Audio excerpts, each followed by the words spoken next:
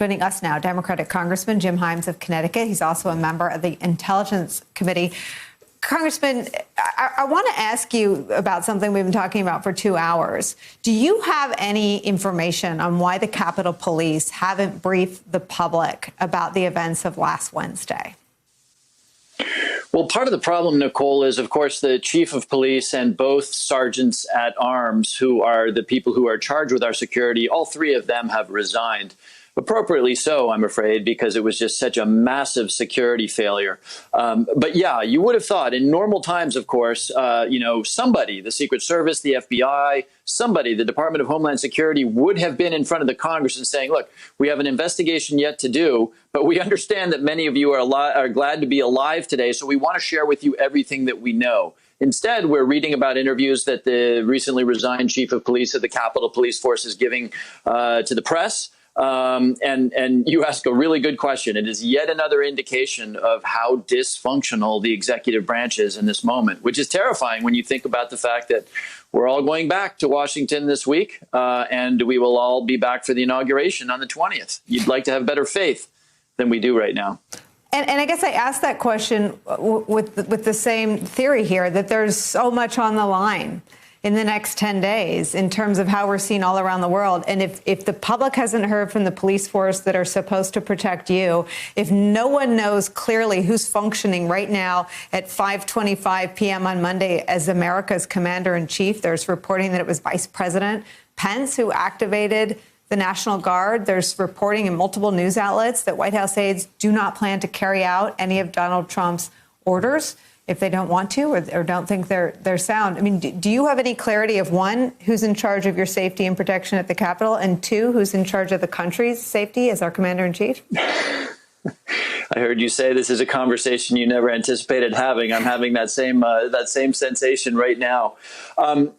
Look, the prospect you raise is a horrifying prospect, right? The only thing more horrifying than the notion that Donald Trump remains in charge of the nuclear codes, that Donald Trump could order a military attack, that Donald Trump could tomorrow morning pardon all of the, what's the number now, 100 or so people that have been arrested for trying to kill members of Congress.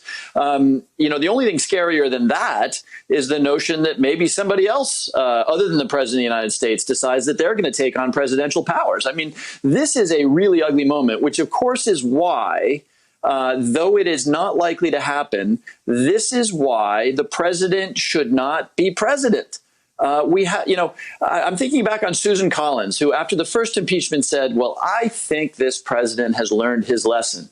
And what we know is that whatever it is that you imagine that he might do, he will find ways to shock you by doing even crazier things. And again, this is a man with his finger on the nuclear trigger. And that's why our hope right now is that Michael Pence, whose life was put in grave danger, who was asked to break the law, might just say, hey, I'm not comfortable with 9 days of the kind of leadership gap, the kind of vacuum that you're talking about. I want to ask you about impeachment.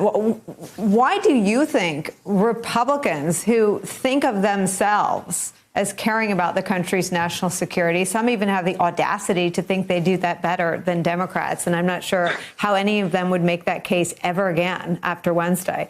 Why wouldn't they be for impeachment too? Well, there's an answer to that question, but let's also be clear here.